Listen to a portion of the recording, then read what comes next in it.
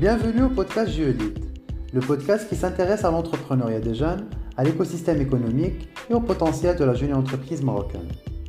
Nous parlerons de l'actualité de l'entrepreneuriat, des enjeux et des opportunités de la scène économique. Signature de la Confédération des jeunes entreprises marocaines, CJEM, ce podcast est co-hosté par Zineb Razmi, directrice marketing et relations publiques, et Omar Belmoussa, moi-même, fondateur et président d'honneur de la CJEM. Un épisode, une nouvelle thématique et un sujet à discuter. Bonne écoute.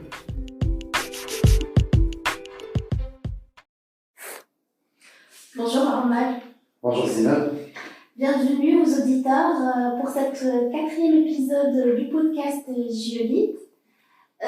Pour cet épisode, nous avions choisi une thématique qui nous touche de près, à savoir la carrière du salarié, du fait que nous sommes salariés aujourd'hui. Alors nous allons parler du salariat, nous allons parler du projet professionnel et comment être un bon salarié pour l'entreprise. Donc la toute première question qui se pose à l'esprit, c'est qu'est-ce qu'un bon salarié pour tout son écosystème? Effectivement, cette question du positionnement du bon salarié, déjà la qualification de bon salarié ou entre parenthèses mauvais salarié, pour l'écosystème social, entrepreneurial et économique, c'est un sujet qui est assez important dans la mesure où ça permet de jauger cette création de valeur, cette création de valeur ajoutée produite par ce salarié. Effectivement, aujourd'hui, un salarié, c'est un vrai vecteur de développement, c'est un vrai vecteur de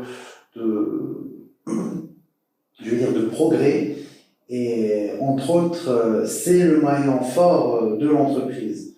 On a aujourd'hui des entreprises et des groupes industriels ou groupes d'entreprises de façon globale qui sont formés par leurs salariés. Et du coup, c'est l'élément, je vais dire, qui définit cette grandeur d'entreprise, et c'est en même temps le volet élémentaire qui crée soit la bonne ou la mauvaise base de l'entreprise. Et du coup, un bon salarié, c'est un vrai ambassadeur d'entreprise, c'est un vrai ambassadeur de son écosystème global, c'est quelqu'un, je vais dire, qui va être très actif dans la vie sociale, sociétale et économique. C'est pas quelqu'un qui va être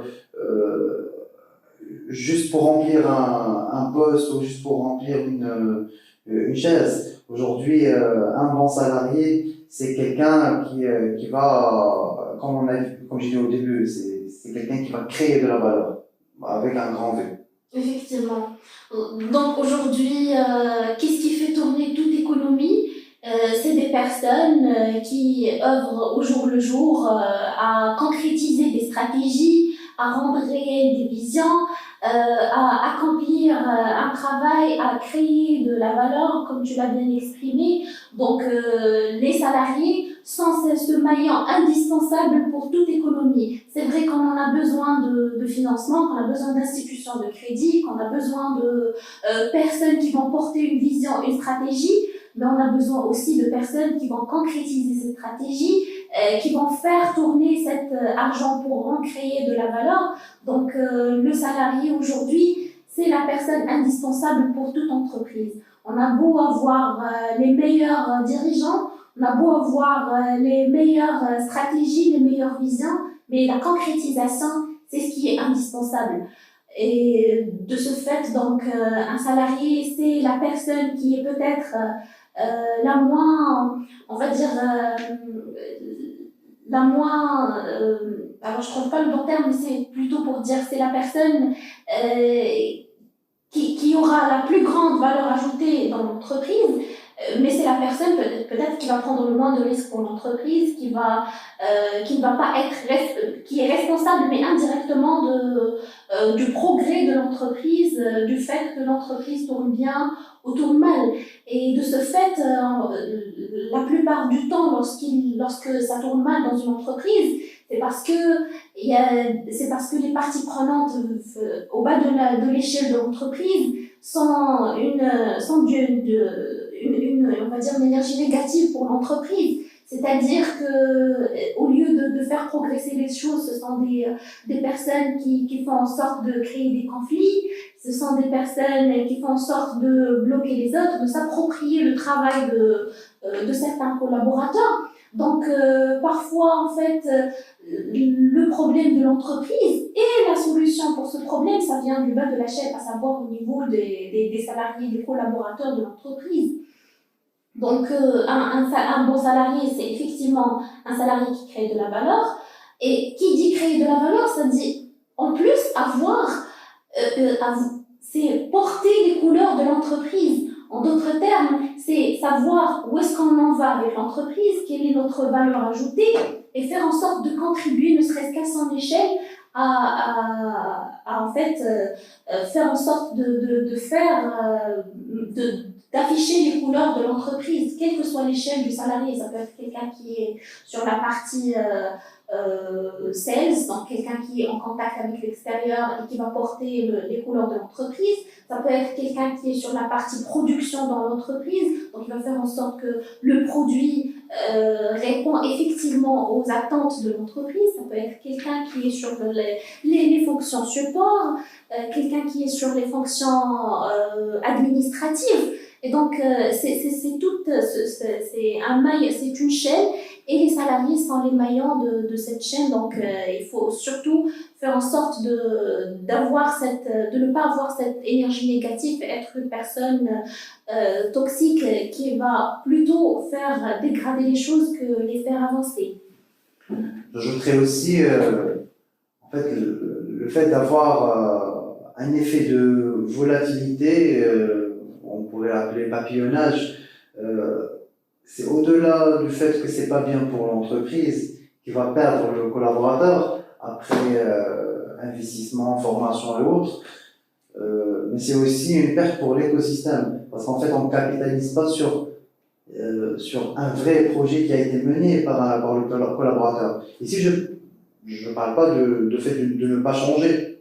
Le changement est sanitaire, c'est bien pour la santé de l'écosystème.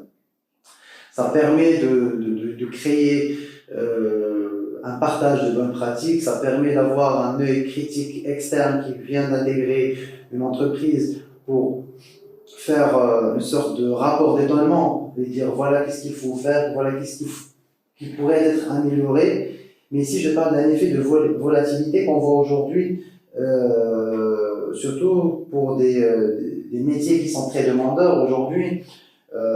Des changements de poste chaque 3 mois, chaque 6 mois, ma foi, ça fait 3 mois, 6 mois, c'est même pas l'intervalle de la réalisation d'un cycle de projet. Du coup, ça peut être une bonne opportunité future que le collaborateur veut avoir, mais in fine, après 2-3 changements, durant ces 2 ans, 1 an et demi, qu'est-ce qu'il a appris, ce salarié? Qu'est-ce que l'entreprise a gagné? Qu'est-ce que le salarié a gagné? À part éventuellement l'augmentation ou bien le changement de positionnement qu'il a eu. Non, je parle du point de vue compétence, du point de vue vécu, du point de vue expérience significative. Et qu'est-ce que l'écosystème, de façon globale, a gagné? Sur ce sujet de volatilité, ça remet en cause et en question de plus en plus les années d'expérience. Dans un environnement où, je vais dire, il y a une stabilité de turnover, le turnover c'est une réalité éphémère. Du coup, ça va être, c'est de la fatalité si on va dire on n'aurait plus de turnover.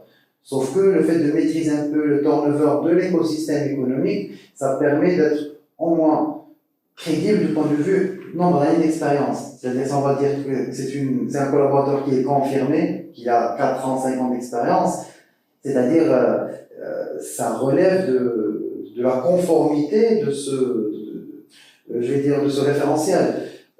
Aujourd'hui, si on trouve quelqu'un qui fait du papillonnage chaque 6 mois, après 4 ans d'expérience, on va trouver que c'est quelqu'un qui gère le rein des projets. Et c'est pas quelqu'un qui est capable de construire. Bon, je vais pas utiliser le mot de capable, ça c'est subjectif. Mais c'est pas quelqu'un qui a déjà vu la construction de bout en bout d'un sujet. Du coup, ce volet de volatilité, ça brise un peu cette jonction, je vais dire, de partage d'expérience, de bonnes pratiques entre écosystèmes. Je terminerai aussi par un use case qui est des collaborateurs fantômes. Et ici, juste entre parenthèses, on ne parle pas seulement de la fonction publique.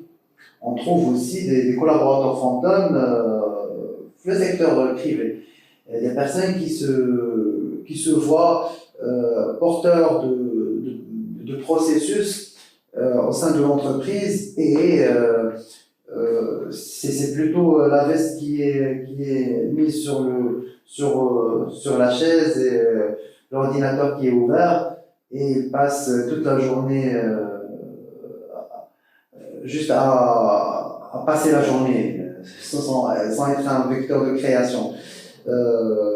Cet effet de collaborateur fantôme, c'est au-delà du fait que c'est pas bien pour, comme j'ai dit tout à l'heure pour la partie volatilité, c'est pas bien pour l'entreprise employeur, mais c'est aussi pas bien pour l'employé. Et où ce gain d'expertise, cette montée en compétences, cette expérience qui va se confirmer jour après jour. Et il est où cette saveur de collaboration humaine entre différents collaborateurs alors qu'on a quelqu'un qui brise un peu la chaîne de collaboration. Et entre autres, ça crée une injustice sociale. Avoir quelqu'un qui est payé versus une autre personne qui sont payées, deux personnes qui sont payées versus un qui est fantôme et l'autre qui fait vraiment du travail, ça crée de la frustration. C'est de la frustration, c'est de l'injustice sociale et c'est un frein pour la productivité au sein de l'entreprise. Effectivement. Et ça brise aussi la confiance employeur-employé du fait qu'une personne est payée sauf qu'elle ne fait pas le travail pour lequel elle a été employée. Alors on en a parlé, qu'est-ce qu'un bon et un moins bon salarié pour l'écosystème? Ce qui sera intéressant aussi, c'est de voir la chose du point de vue du salarié. C'est-à-dire que, effectivement, l'entreprise en a besoin d'un bon salarié, sauf que la question est la suivante. Quel type de salarié fera grandir l'entreprise? C'est-à-dire qu'aujourd'hui, de quoi a-t-on besoin au sein de l'entreprise? Alors moi, la première chose qui me vient à l'esprit, c'est le fait que nous sommes dans un marché qui change et dont les tendances évoluent de jour au jour le jour. Alors du fait de l'innovation, du fait de changement de responsabilité selon le changement des modèles de fonctionnement des entreprises. Aujourd'hui, nous sommes face à une forte concurrence entre les entreprises. Donc de ce fait, il faut se démarquer de cette concurrence pour pouvoir évoluer. Bien sûr, si l'objectif est d'évoluer et d'avoir un projet professionnel ascendant, c'est-à-dire que l'on va évoluer dans les responsabilités, l'on va évoluer dans le poste et l'on va suivre l'évolution de l'entreprise aussi. Donc la toute première chose à laquelle il faut s'attendre autant que salarié, que ça soit un confirmé, un senior, un moins senior, c'est de rester à jour par rapport aux nouvelles technologies, à rester à jour par rapport aux aspects innovation, voir un peu comment ça se passe chez les entreprises qui ont réussi le modèle, que ce soit les concurrents à l'échelle nationale, mais c'est aussi avoir une vision externe et avoir aussi un œil critique par rapport à nos pratiques. Parce que parfois on est immersé dans le monde de l'entreprise, on est très convaincu de nos pratiques et faute de temps ou d'œil critique et de vision extérieure, on n'arrive pas à voir comment l'autre évolue et qu'est-ce qu'ils font et qu'est-ce que le concurrent fait qui fait de lui un meilleur qui lui donne de plus grandes parts du marché et une meilleure entreprise que la nôtre. Donc c'est très important de rester à jour, innover, faire du benchmarking pour savoir la concurrence et leur évolution. Donc ça doit rentrer dans le cadre de l'upskilling. Par exemple, aujourd'hui, je donne un exemple tout simple, c'est des employés qui à l'époque travaillaient avec du papier, avec du dactylo, avec des ressources en fait, qui étaient à leur échelle. Aujourd'hui, ils sont face à des écrans, face à des logiciels, des intranets. Et là, on le remarque surtout dans le secteur public, on trouve un employé qui résiste à ce changement. Donc, il n'est pas prêt à utiliser les nouvelles technologies, il n'est pas prêt à changer le papier et le stylo par un ordinateur et par des logiciels qui sont plus innovants. Et là, ça freine aussi l'évolution de l'entreprise. Et du coup, ce upskilling doit suivre. Est-ce qu'il faut s'attendre forcément à ce que l'entreprise forme le salarié à ce upskilling?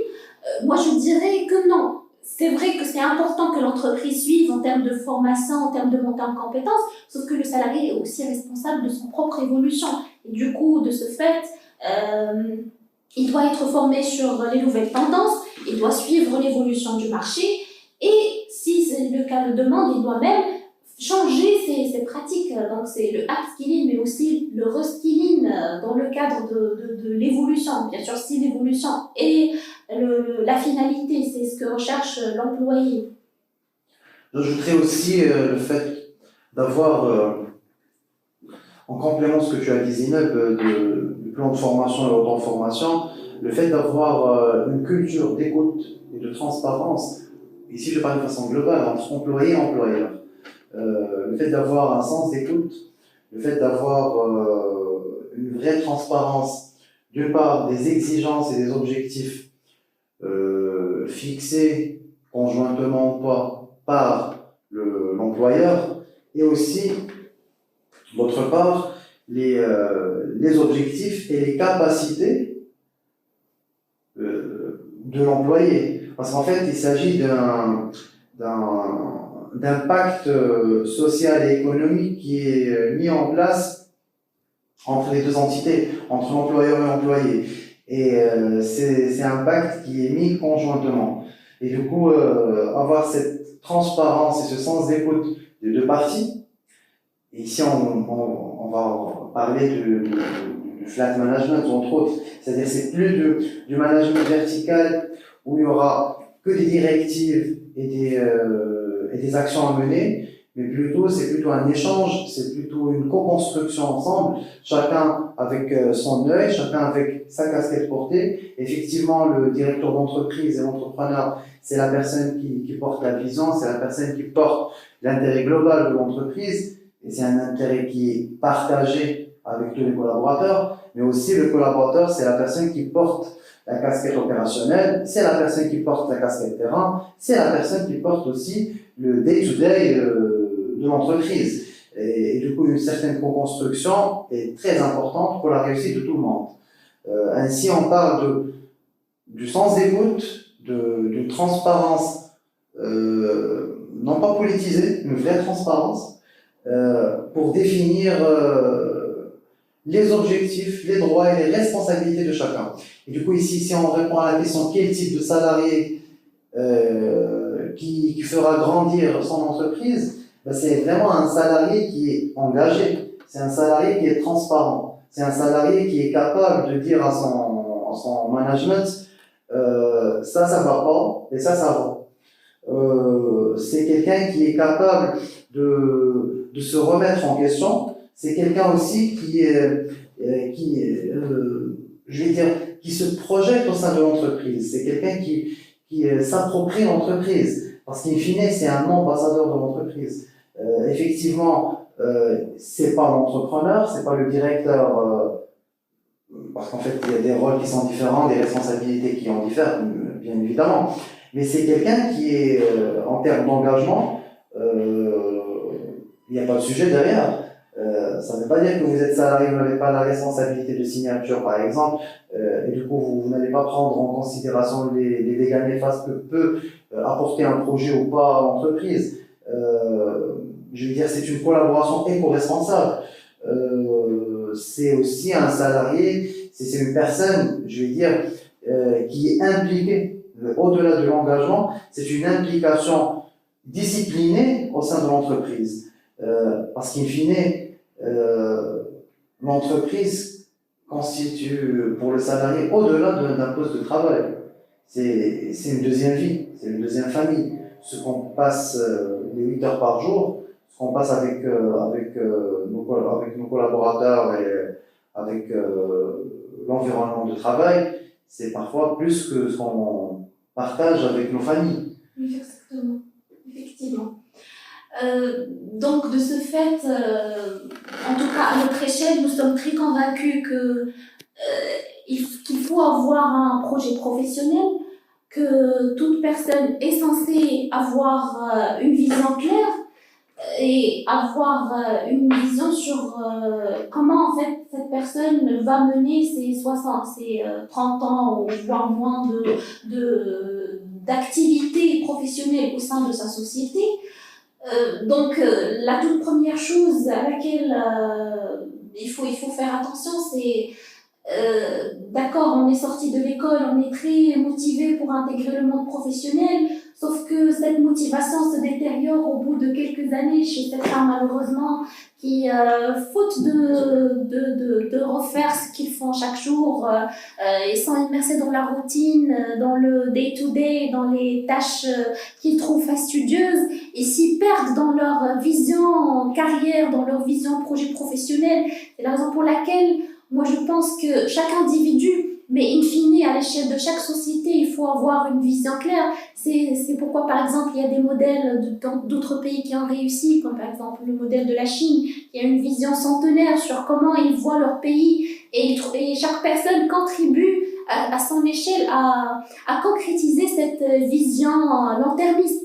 Donc, c'est la raison pour laquelle chaque personne, quelle que soit en fait sa seniorité, doit se projeter dans son futur, que ce soit sur l'entreprise de manière très, on va dire, narrow, ou que ce soit à l'échelle de sa société de manière globale. Où est-ce qu'on veut atterrir? Et moi, j'y crois fort au fait de contribuer, ne serait-ce que très peu, au développement de son pays, au développement de son entourage. Et là, ça se concrétise à travers en fait, des small steps, juste une contribution qui peut être petite à notre échelle, mais qui est très grande à l'échelle cumulée. Et justement, lorsque l'on cumule les efforts de nos collaborateurs, on y croit peut-être la majorité d'entre nous, si c'est pas tous, à un monde meilleur, à un Maroc meilleur. Sauf que le Maroc meilleur, ça commence par nous, ça commence par moi, un salarié responsable. Je suis responsable du développement de mon écosystème, je suis responsable de ma productivité, je suis responsable du fait de faire avancer les choses. Et donc, à mon avis, un projet professionnel, ça se médite, ça se pense à l'échelle long-termiste. Où est-ce qu'on veut atterrir, que ce soit pour nous-mêmes ou pour notre entreprise et pour notre société. Et ce qui est plus important, c'est de déjà avoir une vision claire. On ne va pas mener 20 ans de carrière pour enfin prendre une retraite et rester avec... Et voilà, rester passif dans une société où l'on peut être acteur principal. Donc moi, je terminerai par dire que penser à un projet professionnel, c'est aussi penser l'intérêt de tout un pays, de toute une nation. C'est la raison pour laquelle il ne faut pas sous-estimer n'importe quel projet professionnel, n'importe quelle position sociale et position dans une entreprise dans laquelle nous sommes. De mon côté, je vais dire que le fait d'avoir un projet professionnel, c'est un must. Surtout avec les différentes circonstances actuelles de la scène économique, c'est plus un luxe d'avoir un projet de carrière. C'est devenu de plus en plus primordial, voire nécessaire pour avancer l'économie. Et ici, lorsque je parle de avoir un projet professionnel, c'est déjà savoir ce que je veux faire, ce que je peux faire. En fait, c'est une distinction à mener entre ce que je veux faire, ce que je peux faire et ce que je vais faire. Parce qu'en fait, effectivement, je peux vouloir faire plusieurs choses, mais est-ce que j'ai les capacités pour le faire? Et est-ce que l'environnement ambiant me permet de faire ça? et ce qui me permet aussi de me donner l'opportunité de le faire. Et ici vient aussi la chose, est-ce que je vais le faire? Peut-être l'environnement ne me permet pas de le faire, peut-être je ne sais pas le faire, mais je veux le faire. Et je vais le faire, et je vais prendre, comme on l'a dit tout à l'heure, les mesures nécessaires pour réaliser mon projet, en termes d'auto-formation, en termes de défis, en termes d'ouverture de mindset et d'esprit. Et dans ce sens, le fait d'avoir, comme j'ai dit tout à l'heure, le fait d'avoir un projet professionnel, ça permet d'avoir une clarté de vision, une clarté d'esprit, et si on veut, rendre la chose carrée, avoir un projet professionnel pour un salarié, c'est entre autres, franchement c'est mon avis, je suis très convaincu de ça. Avoir un vrai projet professionnel, c'est vraiment avoir sa propre SWOT. Clairement. Parce que ça permet de bien comprendre mes forces, mes faiblesses, voir quelles sont les opportunités que je pourrais saisir et quelles sont les menaces qui pourraient risquer mon évolution. Et du coup, à un certain moment, tu te dis, c'est un projet professionnel qui est basé sur... C'est un projet professionnel qui est scientifique, qui combine raison et cœur, ce que je veux faire et ce que je pourrais faire aussi. Et en connaissant bien mes forces, mes capacités, en connaissant bien mes compétences, en connaissant bien aussi mes faiblesses, quelles sont mes lacunes, quelles sont mes pistes d'amélioration, quelles sont les choses sur lesquelles je pourrais travailler pour améliorer ma situation de part, améliorer mon impact et améliorer la valeur que je vais créer. Ça permettrait aussi de se positionner vers la fin et dire, voilà, au sein d'un marché ambiant où il y a plusieurs opportunités, il y a plusieurs risques, quelles sont les opportunités qui sont, je vais pas dire de façon intelligente, mais plutôt de façon triviale et évidente, que je pourrais saisir pour avoir un vrai impact, tout en maîtrisant le risque. Le risque va être toujours là. Peut-être ça nous permettrait de discuter par la suite. Le fait d'avoir un projet professionnel, ça pourrait s'ouvrir par la suite à des opportunités, des pistes d'entrepreneuriat ou d'entrepreneuriat qu'on pourrait discuter davantage sur votre épisode. Mais déjà, le fait ici, c'est de ne pas comparer. Ne pas se comparer avec d'autres personnes. C'est-à-dire, je vais mener un projet professionnel parce que l'autre personne a fait la même chose. Nous avons discuté ça, le deuxième épisode sur la normalité. Ce qu'il faut garder en tête, c'est qu'un projet professionnel, c'est une vraie réflexion de ma personne. C'est une vraie réflexion d'un état d'esprit, d'un mindset, et aussi d'un savoir-vivre et savoir-être de ce collaborateur. Et un salarié qui n'a pas un projet professionnel, ça permettrait pas à l'entreprise de grandir, ni ce salarié à grandir. Ça va créer un effet de papillonnage ou un effet d'hibernation. Soit ça va être une vraie stagnation, soit ça va être une évolution qui est hallucinante. Qu'on a l'impression d'évoluer, mais in fine, on est déboussolé. Carrément. C'était tout pour cet épisode. N'hésitez pas à partager avec nous vos commentaires, feedbacks et propositions de thématiques à discuter. Vous trouverez également les épisodes de GeoLead sur toutes les plateformes de podcast. À bientôt!